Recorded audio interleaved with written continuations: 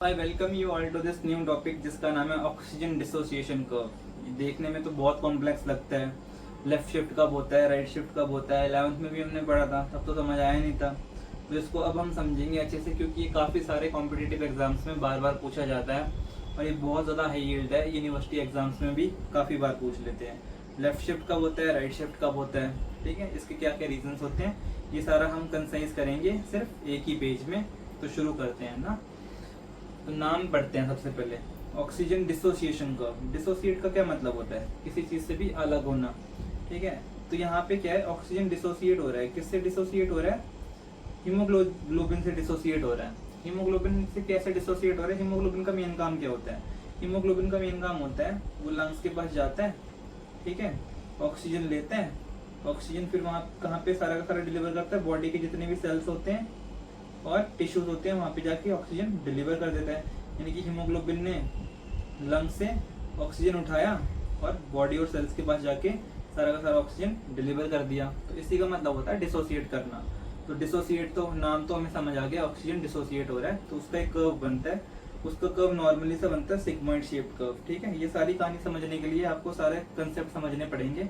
बहुत इजी सा कंसेप्ट है। इसको जो आप कर्व है, कर्व को आप रिलेट करना सिर्फ एक हीमोग्लोबिन के मॉलिक्यूल से।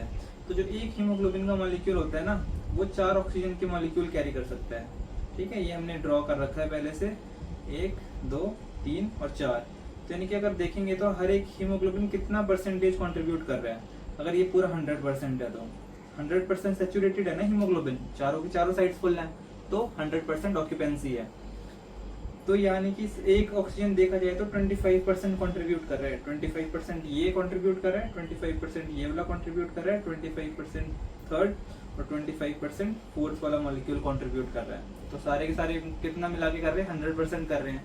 तो मैं बोल सकता हूँ ना, अगर एक हीमोग्लोबिन के साथ एक ऑक्सीजन अटैच्ड है तो सेचुरेशन कितनी हुई? 25% हुई। अगर 2 हीमोग्लोबिन अटैच्ड है तो 50% सेचुरेशन हो गई। अगर 3 हीमोग्लोबिन अटैच्ड है तो 75। और यहाँ पे हमने जो डायग्राम दिखा रखा है, चारों हीमोग्लोबिन मॉलिक्यूल अटैच्ड है तो सेचुरेशन कितनी हो गई? 100% सेचुरेशन हो गई। ठीक है, तो यही कर्व में डिपिक्ट किया होता है।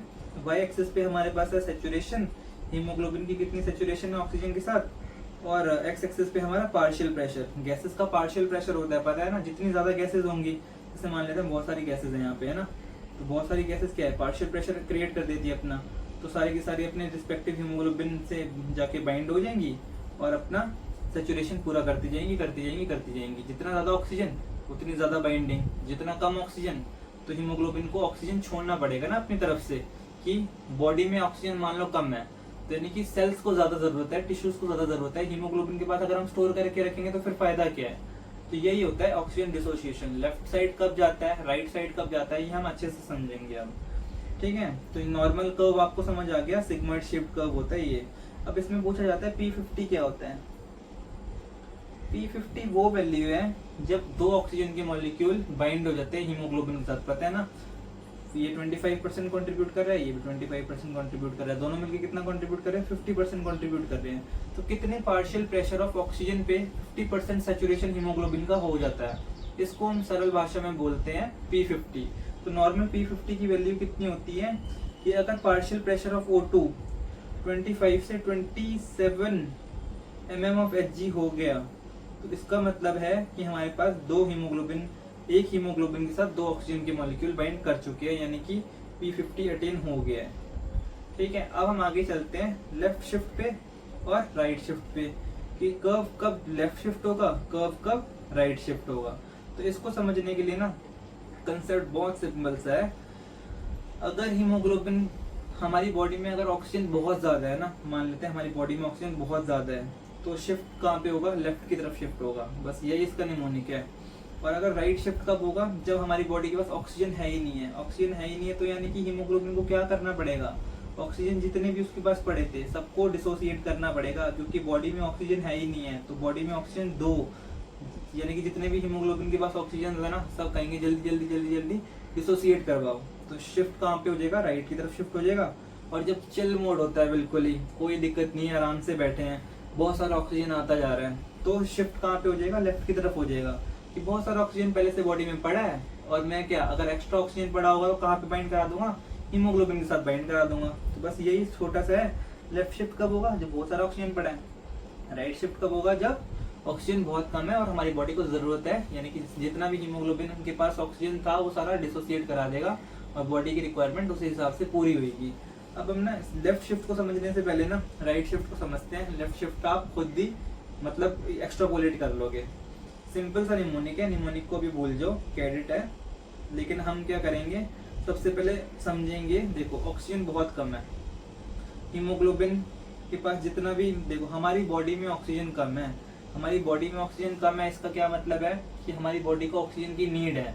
तो हीमोग्लोबिन क्या करेगा, जितने भी उसके पास ऑक्सीजन मॉलिक्यूल थे वो सारे सारे डिसोसिएट कर देगा जल्दी जल्दी, कि भाई जाओ और जहाँ पे जरूरत है वहाँ पे रिक्वायरमेंट पूरी करो। तो आपको पता है कि ऑक्सीजन का और कार्बन डाइऑक्साइड का इनवर्स रिलेशनशिप होता है।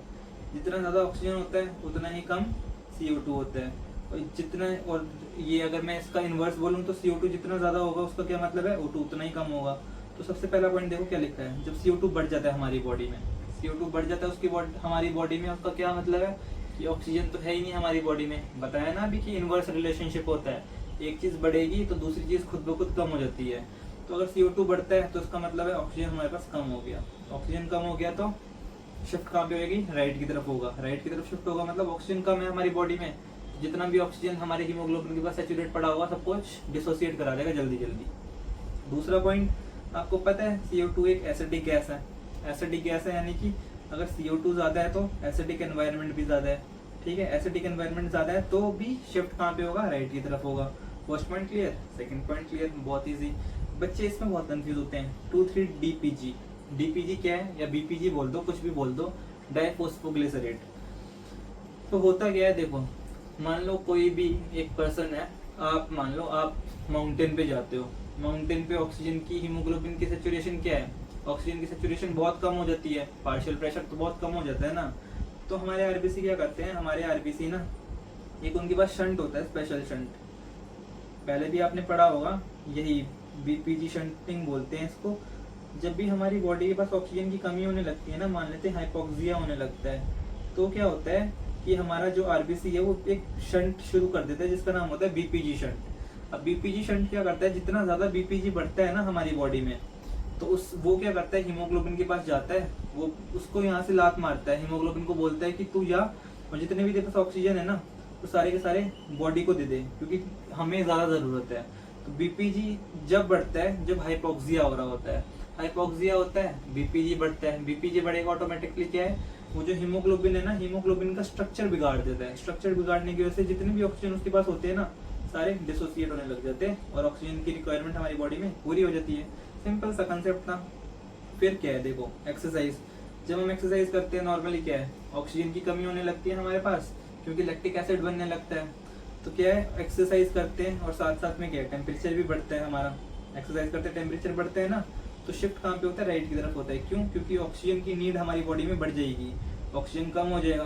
भाई आप भाग रहे हो, ऑक्सीजन ज़्यादा यूज़ कर रहे हो, लेकिन आपकी बॉडी को उतना ऑक्सीजन मिल ही नहीं रहा है। तो क्या होता है, शिफ्ट वापस राइट की तरफ हो जाता है। क्यों शिफ्ट राइट की तरफ हो जाता है? क्योंकि हमारी बॉडी को ज़्यादा ऑक्सीजन की जरूरत है। हीमोग्लोबिन से जितना भी ऑक्सीजन होता है वो सारा का सारा फिर से डिसोसिएट हो जाता है और क्या होता है, सारा का सारा हमारी जितनी बॉडी में रिक्वायरमेंट है ऑक्सीजन की वो पूरी हो जाती है। बस सिंपल सा है। और थायराइड हार्मोन भी आपको पता है, थायराइड हार्मोन क्या है, मेटाबॉलिकली एक्टिव होते हैं, मेटाबॉलिज्म बढ़ा देंगे, टेम्परेचर बढ़ा देंगे और शिफ्ट फिर से राइट की तरफ हो जाएगा। अब देखो लेफ्ट शिफ्ट का याद करने की जरूरत ही नहीं है, इसका निमोनिक हो गया सिंपल सा, कैडेट। C से CO2 बढ़ा, A से एसिडिक एनवायरनमेंट, D से DPG बढ़ा, एक्सरसाइज कर रहे हैं या टेम्परेचर बढ़ रहा है, तो ये बढ़ना, टेम्परेचर बढ़ना, DPG बढ़ना, CO2 बढ़ना और एसिडिक एनवायरनमेंट बढ़ना। तो शिफ्ट कहाँ पे हो जाएगा, सारा राइट की तरफ। अब लेफ्ट की तरफ देखो, ऑपोजिट कर दो, CO2 ज़्यादा था तो CO2 कम कर दो, लेफ्ट की तरफ हो जाएगा शिफ्ट। एसिडिक का उल्टा कर दो, एल्कलोसिस। DPG बढ़ रहा था, यहाँ पे DPG कम कर दो, और टेम्परेचर बढ़ रहा था यहाँ पे, टेम्परेचर यहाँ पे कम कर दो। और फीटल हीमोग्लोबिन होता है जो, वो क्या करता है, याद रखना बस, हीमोग्लोबिन का शिफ्ट है जो लेफ्ट की तरफ कर देता है। क्यों? क्योंकि हीमोग्लोबिन की जो एफिनिटी होती है ऑक्सीजन के साथ वो बहुत ज़्यादा होती है। और एक और पॉइंट अगर हम आपको यहाँ पे ऐड कराना चाहे तो कार्बन मोनोऑक्साइड की जो एफिनिटी होती है वो ऑक्सीजन से बहुत ज़्यादा होती है, आपको पता है ना। तो फीटल हीमोग्लोबिन और सिक्स्थ हमारा पॉइंट हो गया कार्बन मोनोऑक्साइड। तो यही था, सिंपल सा बहुत, क्या था मुश्किल इसमें, कुछ भी नहीं था। लेफ्ट शिफ्ट भी क्लियर। राइट शिफ्ट भी क्लियर। अब आओ इस पे कर्व पे, अब देखो कितने आसानी से समझ आएगा। नॉर्मल कर्व क्या था, ये सिगमोइड शिफ्ट। लेफ्ट शिफ्ट कब हुई, जब हमारी बॉडी में ऑक्सीजन बहुत सारा था। राइट शिफ्ट कब हुआ, जब हमारी बॉडी को ऑक्सीजन चाहिए था, यानी कि ऑक्सीजन हमारे पास कम था, राइट शिफ्ट हो गया। बस सिंपल सा है। इसकी पीडीएफ आपको मैं डिस्क्रिप्शन में डाल दूंगा। अगला टॉपिक आपको बताना कौन सा पढ़ना है, we will surely discuss that. I hope it helps. Thank you.